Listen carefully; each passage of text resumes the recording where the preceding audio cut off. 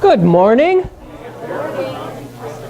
Well, we can no longer trust adults with matches. Everybody keeps trying to burn the thing down back there, so we have to revert to, so. Oh well. Yeah, I know, and I love playing with matches. I mean, gosh. Bunch of stuff. Beverly Hobbs, happy birthday. And Trudy, hope you get better.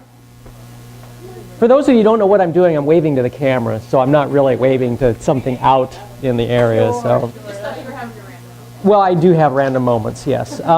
Library books. Hey, guys, try to remember to check them out. And the ones that have had them out for quite a while that forgot to check them out, could you bring them back, please?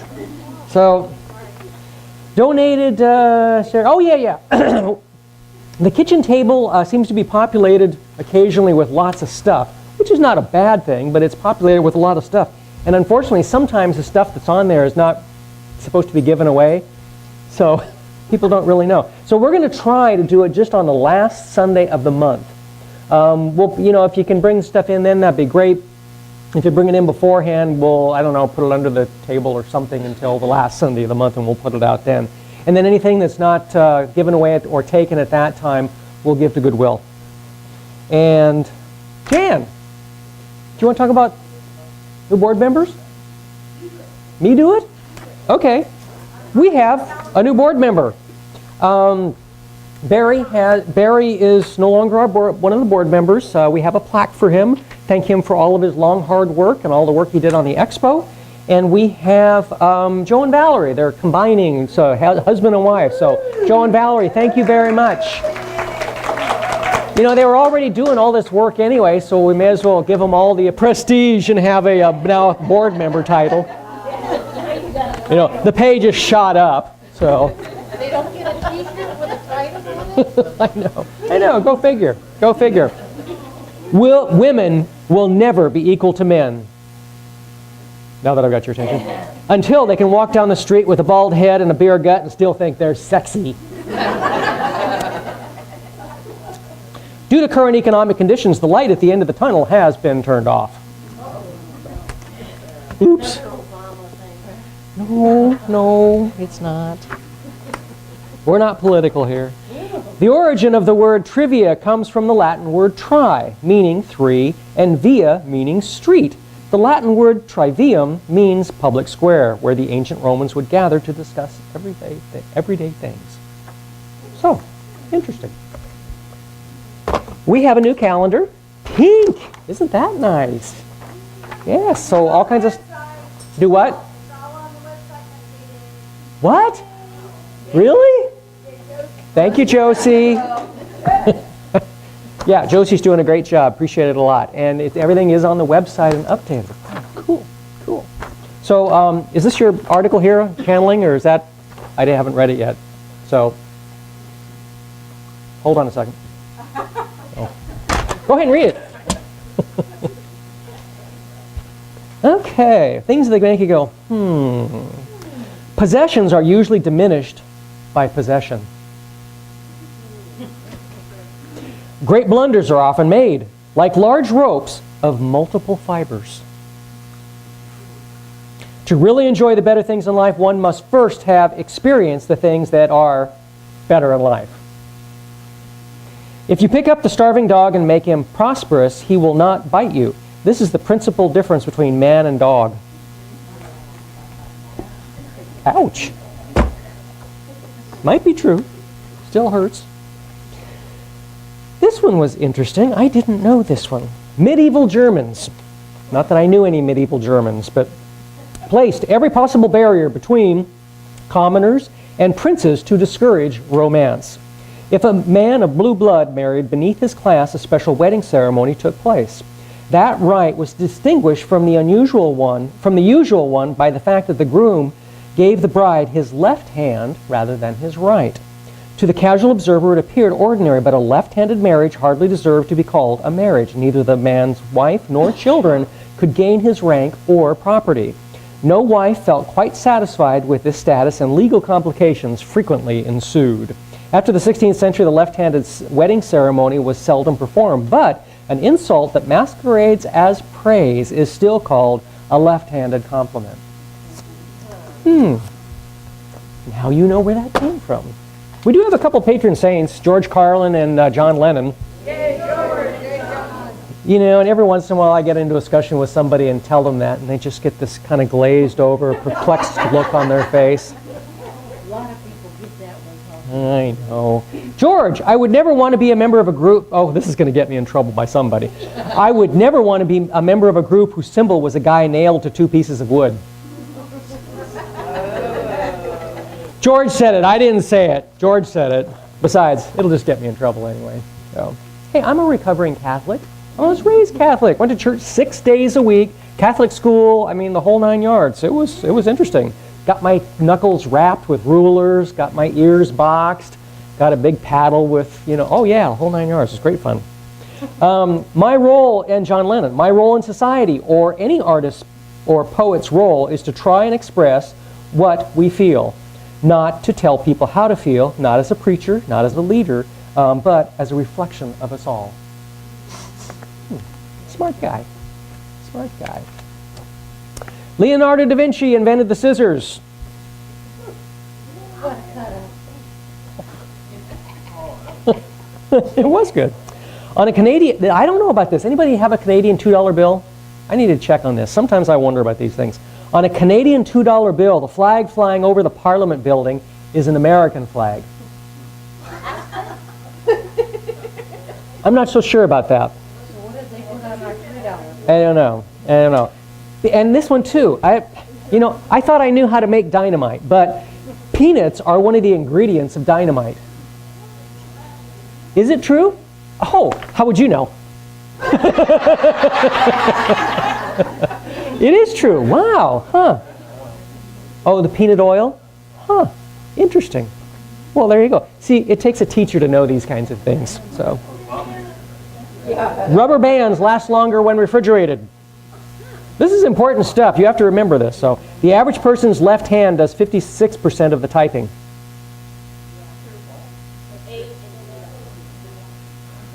Okay. Boy, oh boy, okay. Well, then the rest of that stuff must be true. Well, you got it on the internet, didn't you? God must love stupid people. He made so many of them. The gene pool could use a little chlorine. Consciousness, that annoying time between naps. Yeah. Hey, Jan, you want to talk about this, or Toby? Oh, Mary is? We can do that now? Sure. Okay.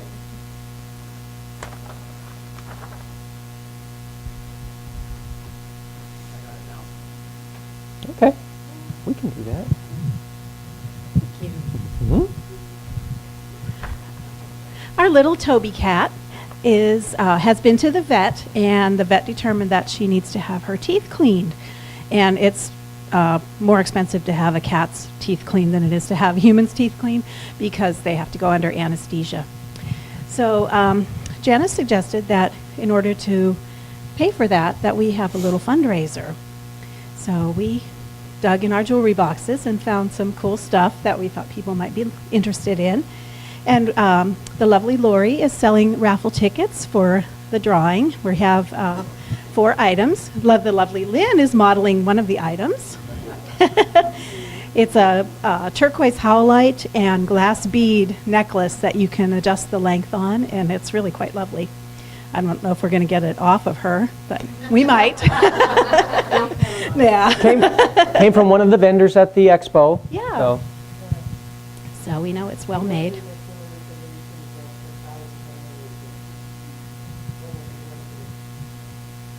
So that is one item, and then we have several others.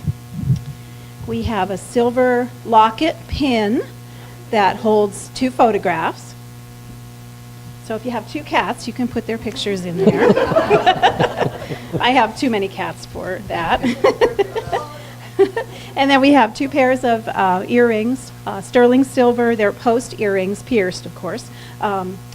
blue topaz and cubic zirconia, which looks like a really couple of nice diamonds. And then we have another 2 pairs of earrings. They're both silver. The top one is sodalite, and the bottom one is glass beads. So those are very pretty. So that's a set. So we have more things that we're going to draw for next week. Just thought we'd start with those few for today. So it's a fundraiser for Toby. Lori is selling tickets, and those are $5 a piece.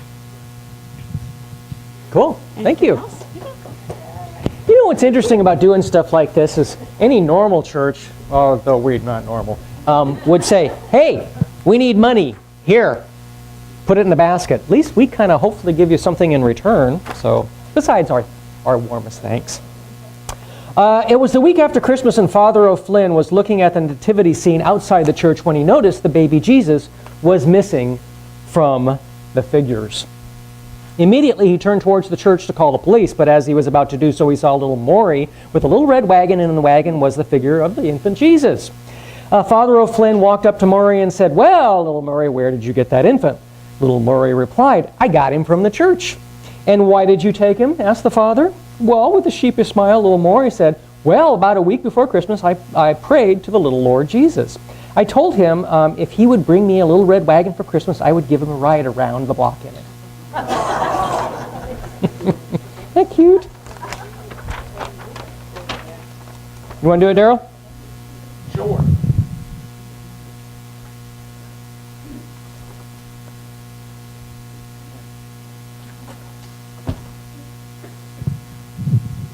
All right. If you look on your calendar, February the 16th, you can make one of these if you want. I'm having a drum making class, and this will probably be about the size that you'll be making. If you would wish to do that, I'm going to pass around some sign-up sheets, and for the next couple of weeks, hopefully, we'll get enough to have. I like to keep the classes at 10 or less, just because the last time I did a class that had more than 10, it's a little hard to manage. So if you're interested, please put your name on the thing, and you will walk away with one of these lovely looking drums with a drumstick. And then I also have, you'll receive some drum beats and how to take care of your drum and that kind of thing. And then when we have a drumming Sunday, then you could bring your drum. And also we still meet every third Thursday of the month. The drumming circle meets, so, or Tuesday, excuse me. Thank you. Every third Tuesday of the month. That's why nobody shows up. No. No, it's the third Tuesday of the month. 7 o'clock right here. So if you're interested, sign up. It's a lot of fun. Oh, there's $70. I bring everything. You'll walk away with a drum, a drumstick. It usually takes about 3-4 hours. It'll be like 1 o'clock. Starts 1, usually gets over around 4, depending on how many people and how fast you go. So, but What are the skins? okay, these are elk. They'll be elk skins with a maple hoop. The lacing on the back is buffalo lacing. So that's just what I make it out of. What I tend to use it for, because the elk is pretty sturdy. You can have this drum for a lifetime, and maybe 2 lifetimes as long as you take care of it. So, thank you much. Thanks, Daryl. Best friends graduating from medical school. I did this one some time ago, but it's still a good one. Best friends graduating from medical school at the same time decided that in spite of 2 different specialties, they would open practice together and share office space and personnel. Dr. Smith was a psychiatrist. Dr. Jones was a proctologist. This might get me in trouble, too. They put up a sign reading Smith and Jones, hysterias and posteriors. The town council was livid and insisted that they change it. The docs changed it to read schizoids and hemorrhoids. This was also not accepted, so they again changed the sign to read catatonics and hycolonics. No go. Next, they tried manic depressives and anal retentives. Thumbs down again. Yes, we are a church. Okay, keep going. Then came minds and behinds. Still no good. Another attempt resulted in lost souls but So I just can't. Unacceptable again. So they tried nuts and butts. No way. Freaks and cheeks still no look good. Loons and moons, forget it. Almost at their wits' end, the docs finally came up with Dr. Smith and Jones, specializing in odds and ends, and everybody loved it.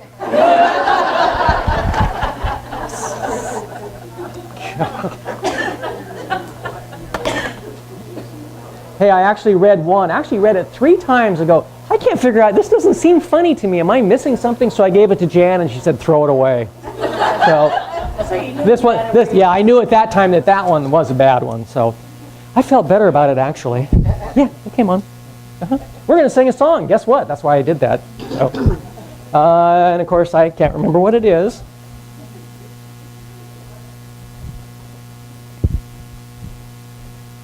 But of course, when we turn it on, we'll all know what it is.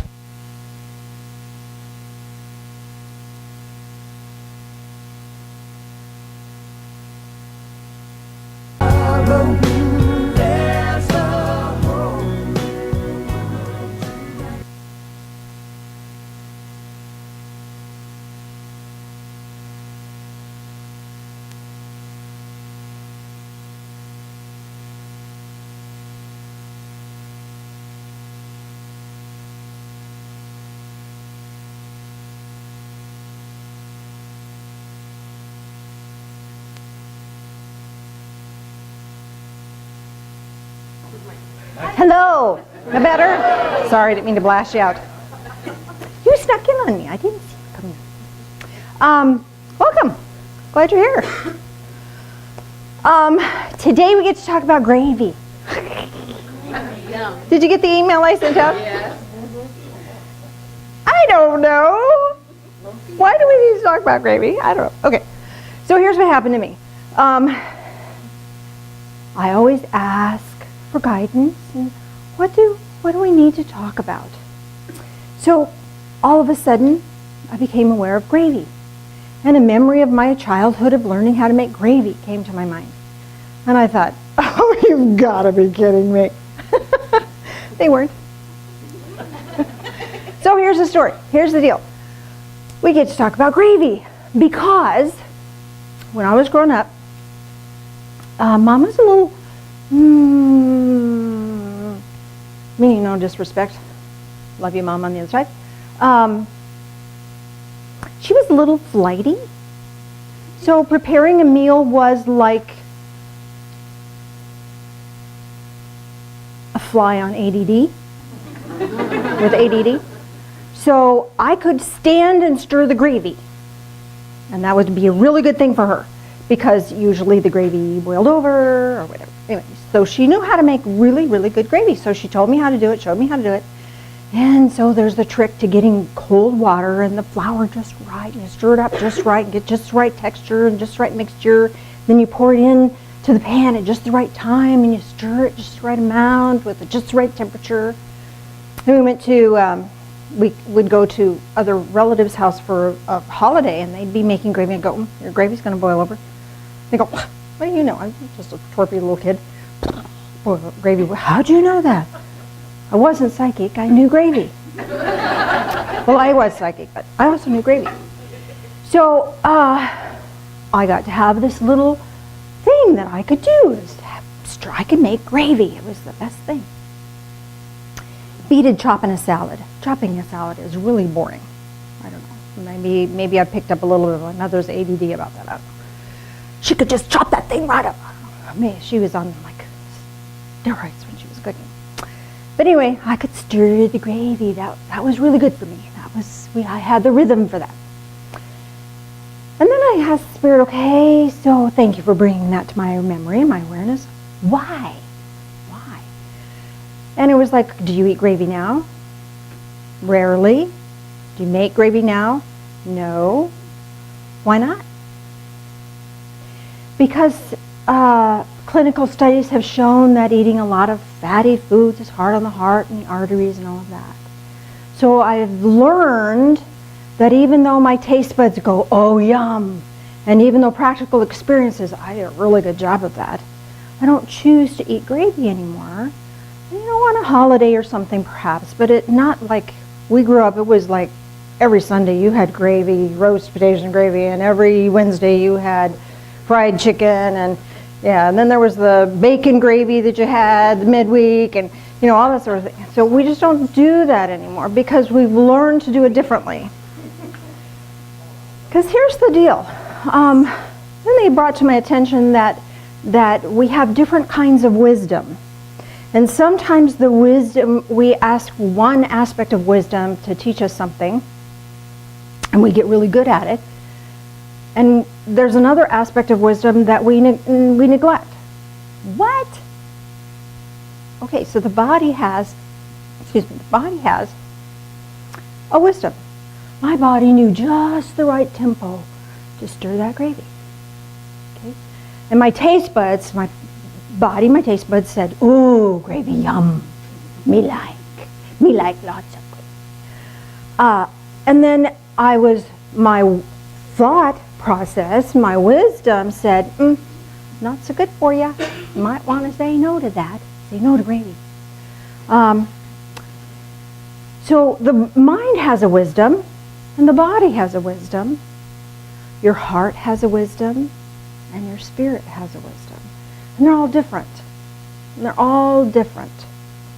And here's the deal. Sometimes we rely on our physical form to give us wisdom in a situation that may not serve us well. I'll give you an example of that. Somebody does me wrong, cuts me off in traffic, somebody says something at work that's not kind. My physical body goes, "Urgh." Well, that physical, that's a good thing because that's telling us the boundary's been breached. This is not okay with me. Without having that, then we're like oblivious to our world. We need to have that because we need to keep our physical form safe. So that physical response to a situation is a good thing.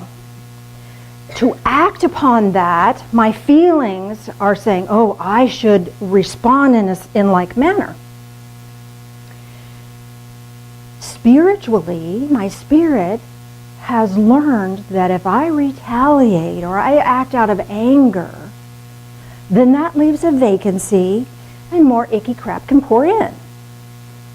If I act out of love and kindness, that leaves an empty space and more love and kindness can come in. So I look at that physical response to something and go, oh, a boundary's been breached. I have a choice. I can choose to retaliate, or I can choose to bring it to that person's attention that, you know, they stepped over the line with that. Unless you're driving and you can't really do that. But in the workplace or in your home life, you have the right, the responsibility, the obligation, the privilege of going to your significant other, going to your children, going to your friends, and saying, you know, when you said that and did that, I felt uncomfortable with that. And here's what was going on with me about that. Because sometimes people will say things and they don't mean it, or what we think we hear, we're hearing what we expect them to say to us. If my inner program is running that I'm not okay, nobody likes you. That's my inner program.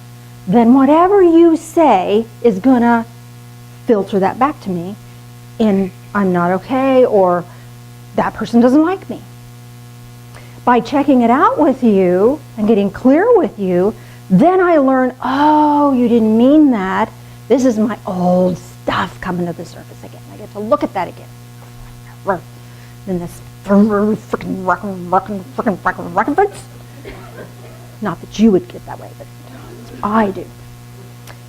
So the physical body gives us clues. The emotional body gives us clues. When my feelings get all spun up about something, that's an emotional clue that something is amiss. But here's the fun thing. If I'm upset, it could be that I'm spiritually being set up to clear out some old crud. Oh, crap. So when I get upset, I get to have a fit. I can call a friend and have my 2-minute whine. Remember, no more than 2 minutes. Anything longer than 2 minutes, you're not whining anymore. You're just wallowing. You don't get to wallow. So 2 minutes, you get to go, well, I don't like it, it's not there, and it's no good. And then after 2 minutes, it's time to find a solution or get over it. Make sense? So you get your 2 minutes, you get to do your flailing, and then you're all right. And then after that, we move through that process.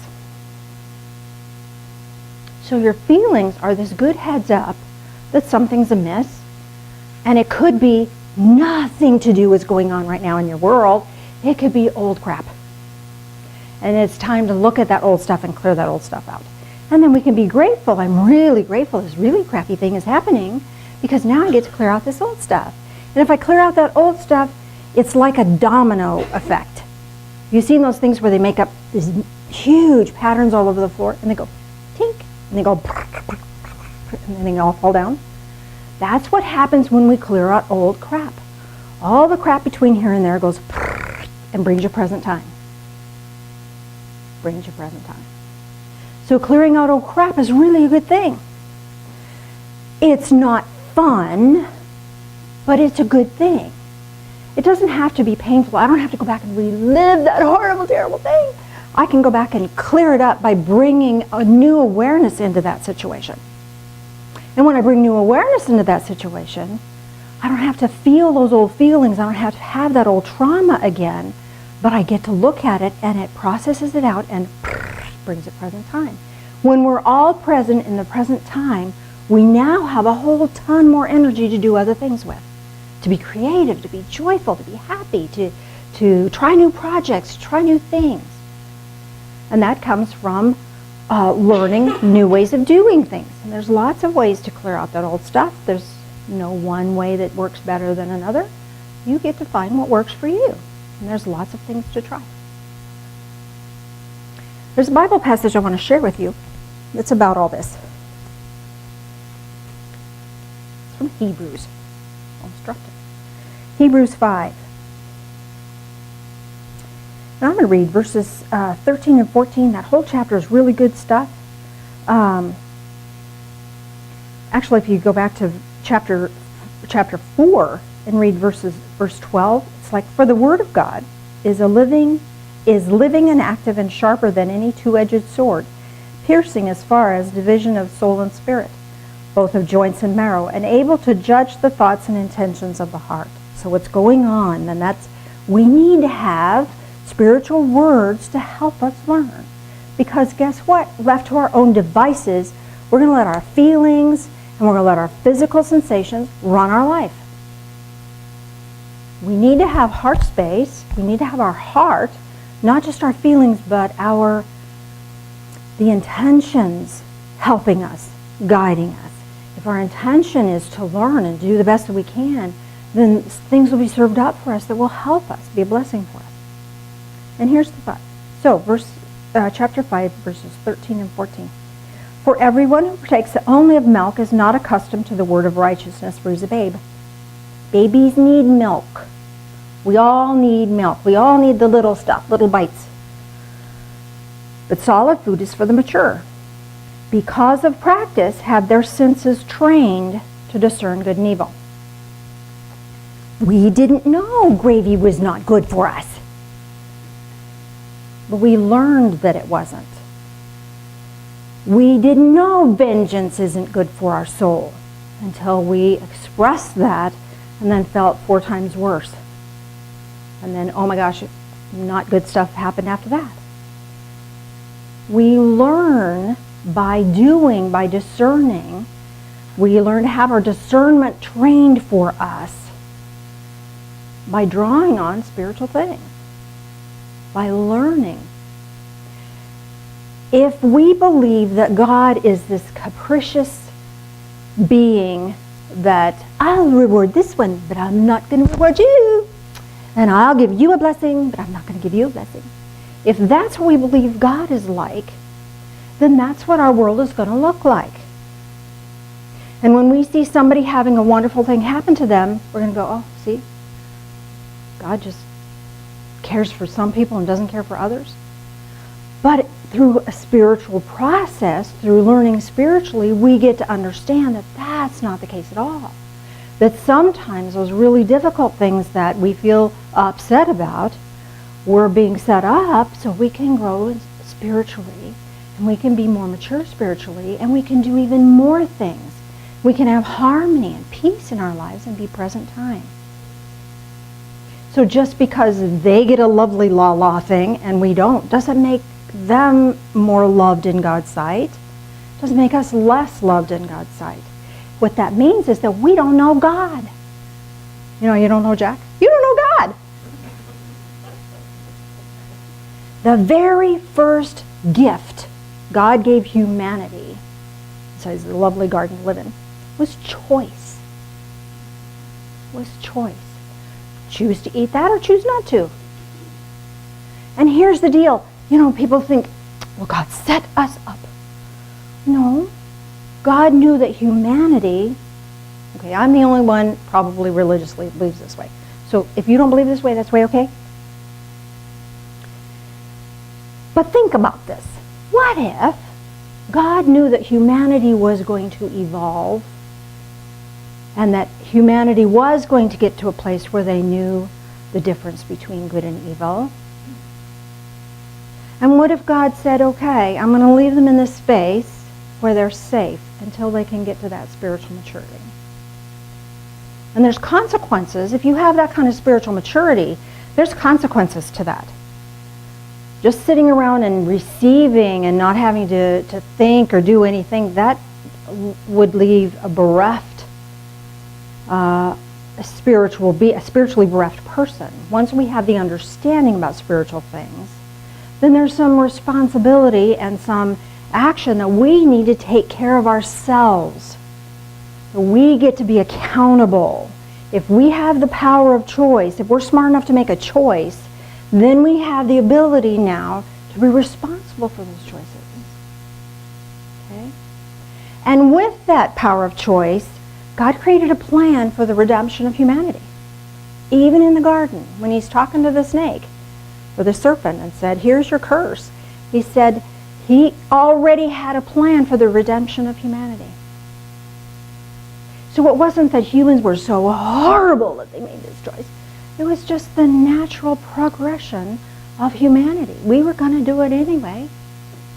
So until the humanity got to a place where they were consciously aware of themselves and could make that choice, they were safe. But the greatest gift we have as human beings is choice. We're not run by instincts. The weather gets cold, we don't have to go south. If we want to, we can. Or you can be like Elizabeth and go north to Alaska. Because you can. We aren't run by just our feelings. Well, that feels good. I'm going to do it over and over and over and over and over. Because maybe that's not healthy for us anymore. Because we've had our senses trained to discern what's good and what's not good. And if we're in the process of struggling with something, then maybe it's time to ask for some opinions of other people. Remembering that your heart space, your ring true, is connected to spiritual stuff. Just because something feels right doesn't make it right. Just because it gives us a feel-good feeling doesn't make it right. But when you get that ring true in that center of your core of your being where you go, ah, and you have peace, then that's probably a real good choice for you. That's probably a really good choice for you. And if not, it's a learning experience. Because then you get to learn, oh, it felt really good and I thought it was right, but you know what? I learned something from that. So it's never a wrong choice. It's just a choice. And we can let go of all the guilt and the shame and all that crap that goes with it and just go, okay, I get to choose something different next time.